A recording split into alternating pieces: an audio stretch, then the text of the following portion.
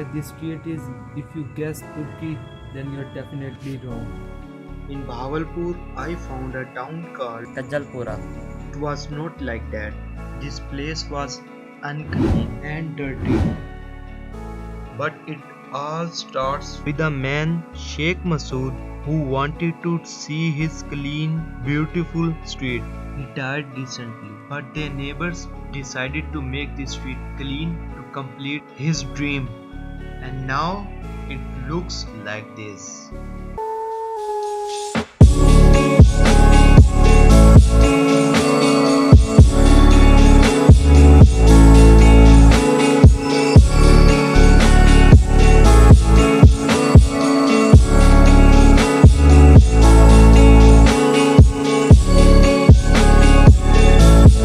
This town proves if we decide to make this world a better place, together we all can do, even without government.